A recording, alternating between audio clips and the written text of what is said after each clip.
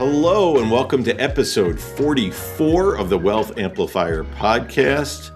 Pat, Aaron, Happy New Year. Welcome to 2026. Is that legal to say Happy New Year at this point? I don't know. I know Larry David, I believe, was either the 3rd or the 7th was his rule. I go a whole month of January. I think I think after the first week I switch. So first week I go Happy New Year, and then I cut it off after the first week and I say, my email short small talk is like, I hope 2026 is off to a great start. That's what I switched to. Oh, look at you. Right. For today's first episode of the year, we don't have a guest, as you can see. We have some really good ones lined up, though, for later this year. There's been so much in the way of headlines and news, some market related, some not, over the last several days. So we figured we would just dive in there for this episode. So, Pat, you wanted to get us started with the first one? Sure, I'm in. And I just want to caveat for those watching on YouTube, particularly in the current climate of politics and division. I recognize that I'm wearing a red USA hat and I have a mustache, and I am not trying to give off any sort of MAGA vibes. In fact, I decided to keep the hat on because this might be the last episode we record before the Olympics. For anyone who listens regularly, I've been very excited about the Olympics and Team USA. And this hat is from the 1980 Miracle Team USA. So that's what it's in reference to. Not to anything. Are we talking an original hat or a remake? It's like a replica, throwback homage to the 1980 team. Very cool. Yeah, very cool. Yeah. Hopefully it's still okay to wear a USA hat without offending too many people. I am not offended. I think it looks good. That's why I caveat even further. It's a USA hockey hat. So even if you hate USA, I'm for the USA hockey team. So I am pro both USA and USA hockey. Yeah, so, nice hat. But getting back on track. So I think there's a bunch of fun ones we were kicking around before we jumped on. The biggest one I think that has rippled through markets a little bit this week has been the criminal charges and the subpoena of the Fed Chair Jerome Powell. And for anyone who's paid attention to really Trump's administration thus far, they have not been a fan of Jerome Powell. They are pushing very, very intentionally about lowering interest rates and having a lower interest rate environment. And the most recent sort of attempt is one that I think a lot of people are condemning. You guys want to dive into that whole fun topic? There are so many angles to talk about. But the first one, when all three of us were texting about it the other night, is Powell's gone in 4 months. Like, what are we doing? Yeah, not wait for it. Uh-oh. What does that mean? Well, so first of all, none of us are lawyers. We don't know what this legal case is about a testimony, about a building. Who knows? Anyway, but as far as Fed interference goes, if this action were to irritate enough Republicans that they don't support Trump's replacement in a couple months and they don't vote for a replacement, I think it's a little arcane, but I believe tie goes to the runner and Powell just stays in until they get a replacement. So this could backfire. That's amazing. That'd be a hell of an outcome. Leave it to Matt to come up with the dig into the the fine print here to come up with that one. I like it. Yeah. But go ahead, Aaron. So let's talk about it. Fed independence. What Pat already said. Trump wants interest rates lower. The Fed is data based and has a dual mandate here on focusing on inflation, on interest rates, on growth. And I don't think the Fed has an agenda, right? They just want to do the right thing. They're not benefiting by having rates higher or lower, right? It's not like they're making money one way or the other. We're all living in the same economy. I think they're trying to do what's right for the country. Yeah. I mean, you hit it, right? The Fed has a dual mandate, which I think Powell's statement was a really good one. Obviously, they had, I'm sure, a lawyer or PR person put it together. But Fed has a dual mandate. They are a non-government, apolitical entity set up for monetary control. And their two mandates are full employment and price control on inflation, basically. And their primary instrument to control both those things are interest rates. And they are data driven. And those are the two things that they are supposed to be caring about. And unfortunately, they cannot take the whims of political powers into account when making decisions. And like, why is that so important? Like, why is that so important, right? Just that question alone. Like, why is that so important that the Fed is an independent entity, and more importantly, perceived as an entity that is independent by markets? So I look back, let's say 2007, 2008, 2009 financial crisis. Whatever anybody thinks of the job that Bernanke did or Paulson did before, after, during, I think it's fair to say that they both had the interests of the country top of mind during those moments and worked through some really treacherous, tense times. But I think the fact that it wasn't on one person's shoulder and that you had the representation of the Treasury Department, you had the representation of the Federal Reserve, Congress was involved, the president was involved, you had the leaders of all the Fed chapters, the heads of the banks, FDIC Chair Sheila Bair. I think getting all those people into a room was very beneficial to getting us out of that. I think the more we concentrate power in one or two people, we're a separation of power type country. That's sort of one of the principles. I think the more we concentrate power, the worse it is, whether it's economics or something else. And then the political agenda beyond just the hey, we want to refinance the U.S. debt and this is going to be good for the country and all those sort of things. Assuming Trump's not running next time, he was accusing Biden of having rates in one particular place so it looked bad for Trump and vice versa. So imagine the president is in power. They push rates in one particular direction to help their cause for a re-election, whoever that next president is. Yeah, you don't want that. You want not one person's interest being at the top of the pyramid. You want the country as a whole being at the top. So yeah, just that independence and not having one person pulling strings for their benefit. It's critical. It's critical. And will it even work? I mean, the Fed can set rates, but not market rates, not the 10-year Treasury, not mortgage rates. Now, and those are the things that are ultimately going to drive the economy more. Now, there have been programs in the past where quantitative easing, I guess is the broad heading, where they go in and buy those bonds, buy Treasury bonds, buy mortgage bonds, and so on to try and get rates down. And they could try and do some of those things. Again, that could be good, bad, or otherwise. But it's not like anybody just has a magic button that they can hit that's just going to make the economy magically better and make the housing market totally recover. This takes time. It takes coordinated effort, and it takes multiple levers. So I don't even know, like, other than scapegoating Powell, I don't even know what we're talking about here. Like in terms of what Trump's agenda is here. Right? Obviously he must know what he's doing, but I don't get it. Yeah. So I think that is what you both said is like critically important to understand. I think forget the most recent subpoena. Just look at the last year, right? We had 3 Fed cuts last year. We technically have been in a rate cutting cycle. And if you look at all the things Matt just mentioned, real interest rates in the economy, mortgage rates, 10-year treasuries, they haven't budged. And the reason for that is because one person or one central bank has control over these things. And if you look at the presumed outcome of, okay, the central bank, the Fed, is generally the most influential central bank in the world relative to the ECB and all these other central banks that exist. Okay, so if they have a loss of independence or a perceived loss of independence, that throws a ton of credibility that the U.S. has out the window. So if you have a loss of faith in the United States, what does that do to treasury bonds, right?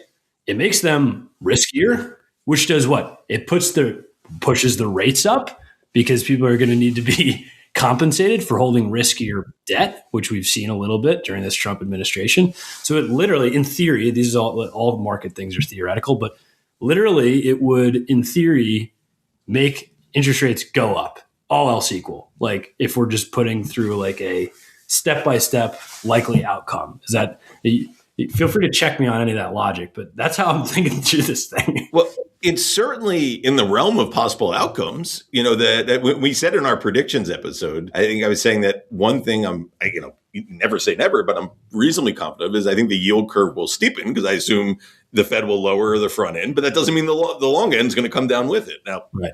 We'll see what happens. But 2 offshoots of this that relate that you hear a lot of before we get to some other headlines. That curious for your thoughts.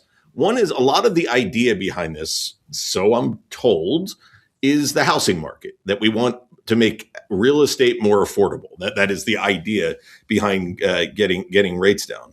Let's just say that they're successfully able through one method or another to get mortgage rates down.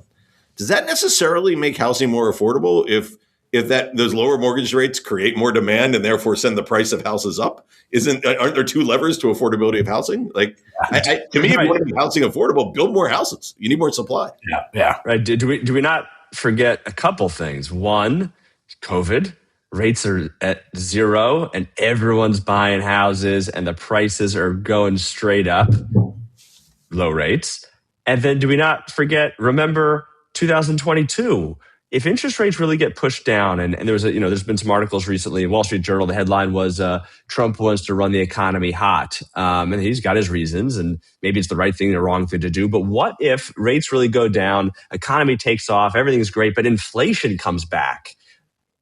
Do we not remember that you could buy those I bonds in 2022 for what, 8.5%? Everyone was losing their minds about inflation. The stock market was down. The bond market was down. Everything was getting pounded. So why do we want to go back there and subject ourselves to potential runaway inflation again? Yeah. And that's what I think Powell has tried to be, and the whole Fed has tried to be vigilant about, right? Like that's the needle they've been trying to thread, which I would argue has been a very like any time, but it's a very difficult needle to thread right now with what the administration fiscally has been doing. I'm going to say the opposite thing right now. We've all been talking very sensibly and, level head on our shoulders. Now, the other side of it is the Fed can get things wrong. Oh, for sure. That whole inflation is transient and we're not going to lower interest rates and now raise interest rates and then inflation ran away. So maybe they aren't right now and rates really should be pushed a whole lot lower. So I'm not going to say blanket statement, the Fed is infallible and they're going to get it right every time. But hey, they're not right every time. And they're a group of humans that have emotions and opinions and things like that. So maybe just getting rates lower will be better for the economy going forward. It's hard to say. But going back to that independence part, that's the critical piece, not whether rates should be lower, higher, held steady. It's the independence. So we're talking about inflation. We're talking about Fed independence.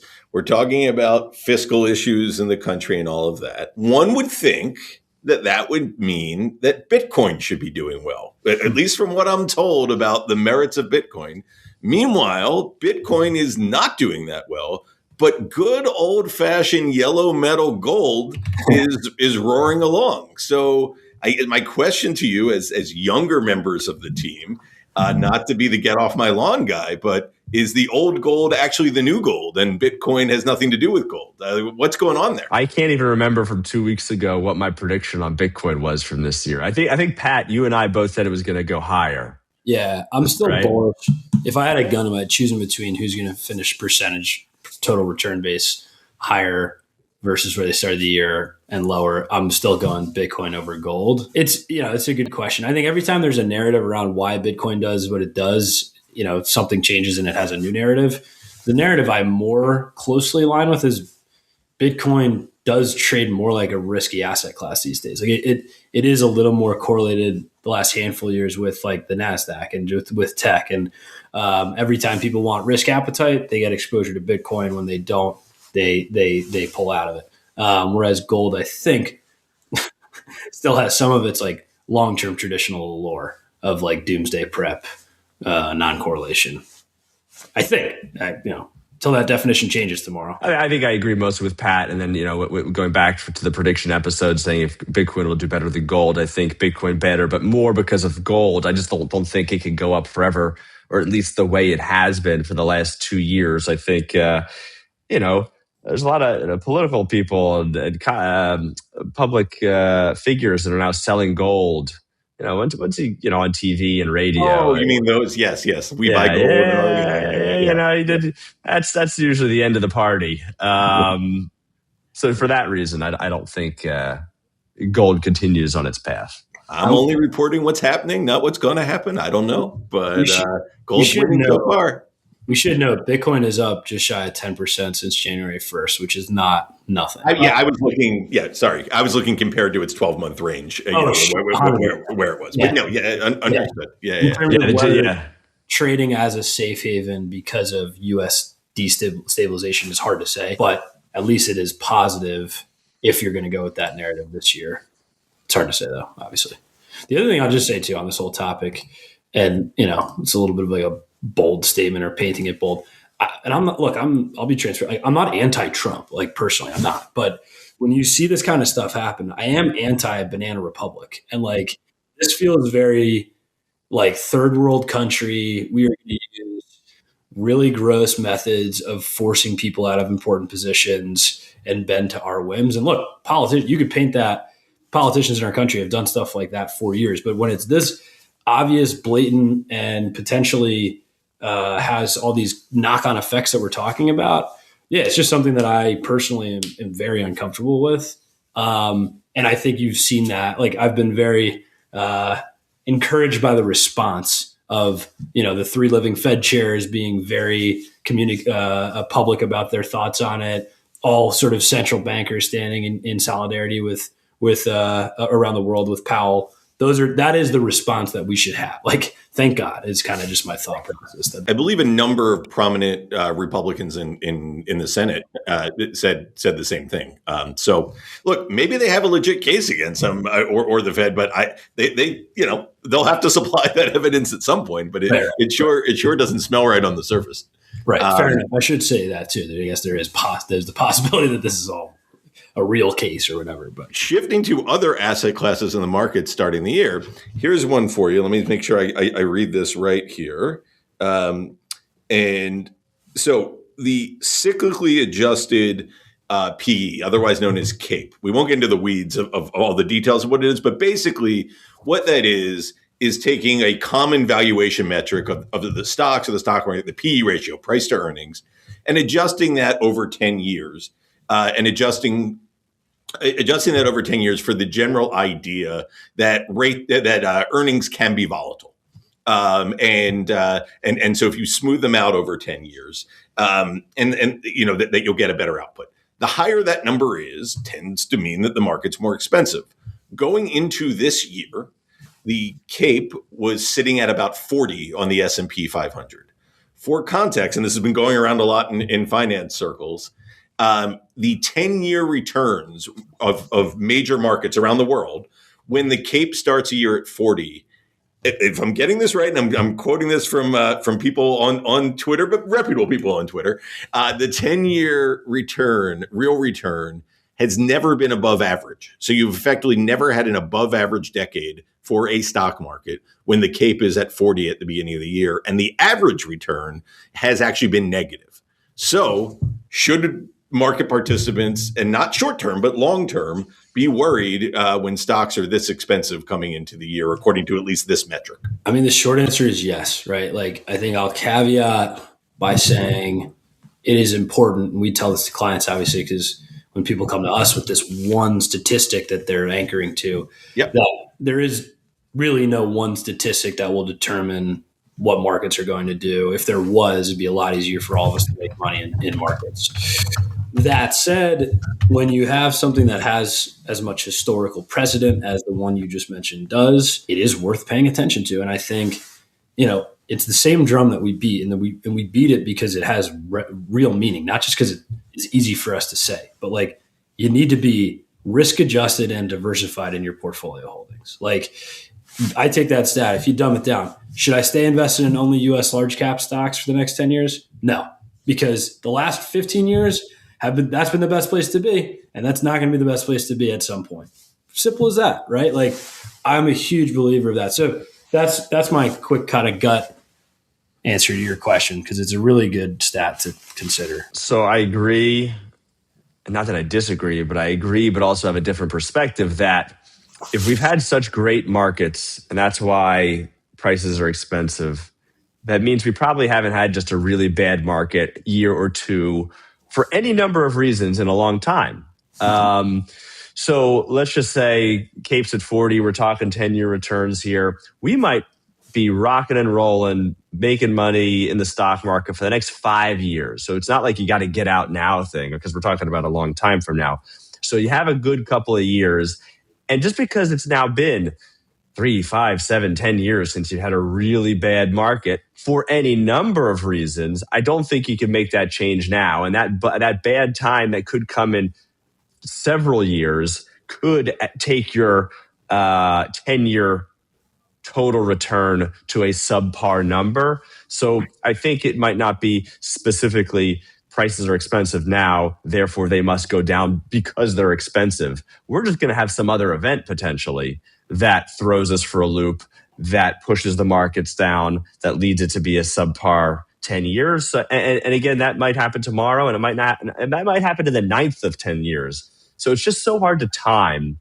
Right. And back to Pat, what Pat said, you got to be diversified. You can't just own large cap stocks because other things hopefully will do well during that time. Yeah, to back that up, I mean, if you use this indicator as your metric and got out right away, you would have gotten out years ago and you would have missed a lot of the rallies. So it's not like we're saying like run for the hills, but I think, again, just reiterating back to Pat's point, the so-called lost decade in the S&P 500, the last time we were at levels like higher than this actually on the Cape, wasn't a lost decade for international stocks, emerging markets, small caps, bonds, dividend stocks. There are still places to make money if the S&P 500 actually lags what it's done recently. And to Aaron's point, it may not lag for some time. Who knows?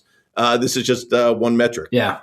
And just to maybe to share some other metrics, not to fearmonger, but to paint a picture that I think is correlated to what that Cape stat ratio mentions. I got 3 quick ones I'll share. I shared these on social media, so sorry for anybody who follows me on there. But if you had a portfolio of 60-40 stocks to bonds, very common benchmark portfolio, the beginning of 2019, you never did anything about it for the last 6 years, you'd actually have 80% of your portfolio invested in stocks at this point. So you'd be way above your benchmark. And a lot of that has taken place from these hyperscaler magnificent 7 or 10 companies, because they've changed a little bit over that period, have really taken up a big part of your portfolio. Okay, so you'd be way overweight in a single area of the market, which has basically been what's happened to benchmarks across the world at this point. And if you look at a few more stats that support that, another one that just got shared this week, the same S&P 500 that Matt, I think that Cape ratio was based on, right? The top 10 companies there have a little over 40% of the S&P 500's market cap is weighted in the top 10. But if you look at the actual earnings contributions from those companies, it's only about, I shouldn't say only, but it's closer to like 25%. Oh, is that right? I didn't even see that stat. Okay. You have like a 15% delta between like the value of these companies in the index and what their actual earnings trade off of as contributing to the index. So pretty big one. Like if that were to get just right sized, where the value should come back in line with where their earnings are, that'd be a pretty big drop in the top 10 companies of the US. And then the other one I just thought was interesting, it kind of paints this point, brings it full circle on why you stay diversified, is like someone could make the argument in this whole context that we're having right now of like, well, this time's different, right? Which are always famous last words in finance, that we have these companies in the US and an environment in which they should continue to make money, and they are at the precipice, and the big is going to get bigger in the tech industry, and you won't have some black swan event necessarily like you did in the dot-com bubble or anything like that, which is very dangerous words to live by. I'm not saying we should do that, but just giving it a devil's advocate type of context here. So if you believe that, you might believe, okay, well then all growth companies globally are where you should own or have for portfolio position. But if you look right now, I think it's at the highest ratio it's ever been. If you look at the US versus Europe and the stocks that trade within both of those economies, and you look at growth-oriented companies like the big techie ones, and value-oriented companies, which would be companies in more traditional sectors like finance or materials or mining or whatever the case is. In Europe, those are the companies, that latter group, the value companies, have done extremely well versus their counterparts over the last year or so. And in the US, it's been the opposite. It's been all the growth companies have done much better. So you need to own both if you're going to have a portfolio that's going to be doing well. And it's hard to know what factor is going to be the right one to own. So again, same messages we try to have here, but all those stats just give me some prudent insight into how people should be thinking about their portfolio construction. Well said. And shifting away from market stats, I will give what I think is a positive stat from the economy that I shared with you guys last night. I know in our current economic and political environment, positivity is not very stylish, but let me give you one. In 1967, if you take, and this was in the Wall Street Journal yesterday, I think it was yesterday, if you take the top quintile, the top 20% of incomes in 1967, and adjust that for inflation to modern times, fully 2/3 of U.S. earners right now would be equivalent to, would be in that top quintile back then, meaning that I'm not saying this right, but 67% of the people now, the 67th percentile is equivalent to the 20th percentile back then. So that essentially earnings on a real adjusted basis are way better than they were then. Tons of progress. And I think that should be a good thing, right? Yeah. I think hard to say it's not. Yeah. I agree. Yeah. Everyone's so negative all the time, but sometimes looking at the positives of, hey, maybe we are all better. Not all. Most people are better off. And of course, there are haves and have-nots, and it's important to bring the have-nots up to the haves. But things maybe aren't so bad. Yeah. Yeah. It's easy to lose sight of that. And I think there's some more eloquent way of putting what I'm about to say, but it's one of those things where as a society improves and the bottom parts of societies continue to get better and have more resources, then we all have more things to like complain about, right? Like our needs are satisfied on a basic like Maslow's hierarchy level. So we pay attention to stuff that is really less important to our like survival per se, and all this other stuff that we tend to see dominating headlines. Again, there's a more eloquent way to put that, but in third world countries where you just need to like be able to find water that's clean to drink, you're not worried about like gender fluidity for what it's worth. You're checking to see who's listening in 2018. Yeah. I get a little bold on this topic, but yeah, I'm just saying, just painting your picture, Matt. Like sometimes I think that's the case. Like we all are worried about all these ancillary problems, all these important problems. I shouldn't say ancillary, but it's because we're all probably in a better place than we were 60 years ago, 50 years ago, whatever the case is. And like I mentioned on here before, Morgan Housel, who's a big writer, philosopher, investor, and so on. I've read a lot of his books. But one of the things he talks about when it comes to financial satisfaction, and I'm paraphrasing here, and he may dispute with my interpretation of what he's saying, but a lot of happiness is not driven by your absolute standing. Once, to your point, a certain amount of needs are met, but just how you feel relative to other people. So I think the spectacular wealth of a very, very narrow part of society has made people more negative than the broad data suggests that they should be. So what else do we have before we get to things we're listening to and such? Any food reviews, Aaron? Oh, I guess we could squeeze one in. So while this may be blasphemous, I'm going to go outside the friendly confines of Philadelphia. That's what everyone calls Philadelphia, right? Friendly. Out to Pittsburgh, where I went to school, where my wife grew up. We were out there for the holidays, and wanted to do a review of Primanti Brothers. So for those of you who are not familiar with Primanti Brothers, not the traditional hoagie long roll sandwich, sort of a white sourdough bread, where you get a piled on sandwich, and you can do a corned beef, a roast beef, a steak, and this and that. But the key is they put tomatoes, coleslaw, and French fries all on the sandwich at once. It's awesome. It's fabulous. So for those of you who haven't been to Pittsburgh, check it out online. The story always was that I heard that the sandwich was created for the coal miners, because instead of having several different, you need a fork for the coleslaw and the French fries and the ketchup. You just stack it all onto one sandwich and eat it really easily. I actually just Googled before. It was more so for truckers. Same story. You can't eat with two hands if you're driving, so one hand, mouthful of everything of your entire meal. But the fries are awesome. The bread's awesome. It's a cool, sports bar kind of vibe. There's a whole bunch around Pittsburgh. There might be even one in Florida. these days. I'm not sure. Oh, so it's a chain. It's not just one spot. Yeah, they've got a bunch. It was like, 100 years ago it was started and then expanded throughout Pittsburgh and maybe a bit beyond. But it's an awesome sandwich. And the craziest thing is, like, why I don't give it a 10 out of 10. I almost think that because you have the fries and the coleslaw and the big pieces of bread, you almost get skimped on the meat sometimes. Like, I like getting the corned beef and cheese. So yeah, but the corned beef's like this much. Like, give me, even if I'm going big, let's go even bigger. So this is a 9+ sandwich in my opinion. I know it's not a hoagie, but if you ever make your way out to Western PA, definitely hit it up. Nice. All right. Permanente Bros, I've never been to, but it's one of those places where, if someone mentions Pittsburgh, it's one of the first sort of things that come up. Like, you think of Philly, you think of the cheesesteak, you think of Pittsburgh, you think of Permanente Brothers. So, and I haven't had one, so I've always been curious. So that's good. It's good to know from a true connoisseur that it's a worthwhile sandwich to I appreciate it. It's like, when you watch the NFL games, if they're up in New York, they always, cut after a commercial to the giant, Carnegie Deli or Harold's Deli, the foot tall sandwich. When they go to Pittsburgh, they show the Permanente sandwich. So, it's good if they're doing that. Yeah. Yeah, that's a good Sounds point. good. I've spent such little time in Pittsburgh over the years, but I've heard good things recently from people. So. Yeah, it's a great place. So before we wrap up, any books, articles, TV shows, movies, anything you can recommend besides obviously the NFL playoffs, which we will not discuss? Hey, what NFL playoffs?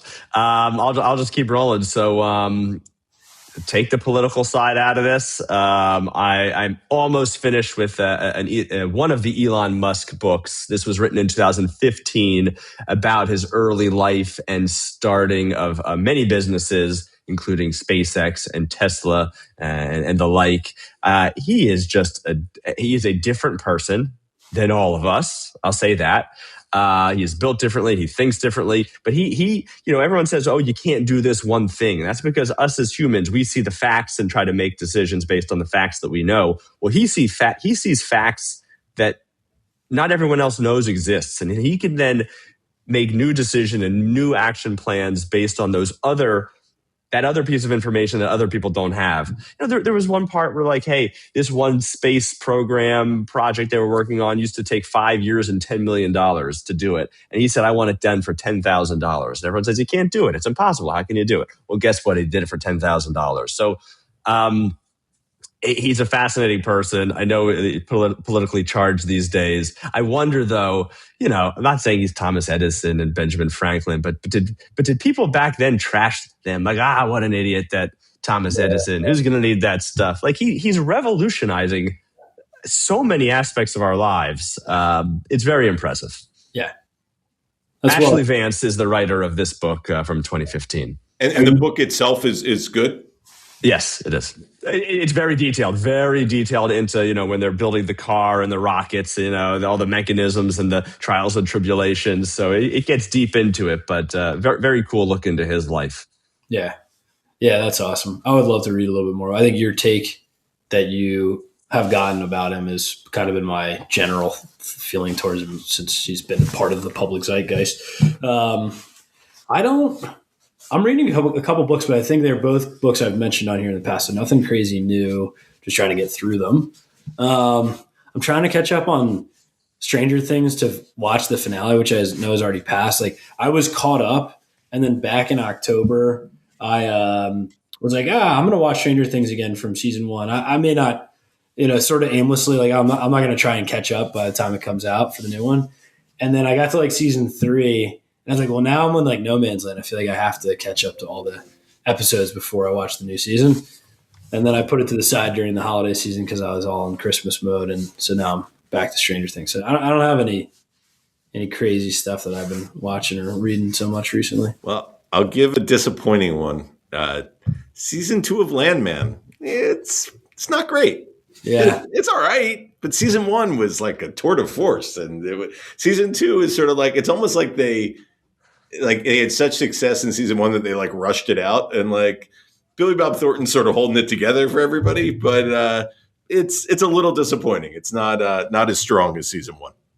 That is disappointing. It was on the list. I watched the first one. I loved it, the first season. So not bad. I would still watch it, but it's kind of like, it's not as great.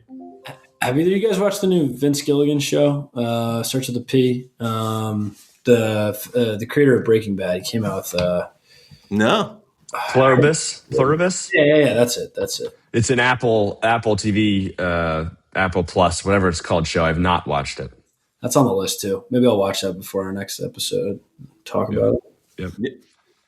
All right. Well, as I said at the jump, we have some good guests coming later in the year, and we'll put out more content on various places. But for now, that's it for episode 44. Thanks, everyone. Thanks, guys.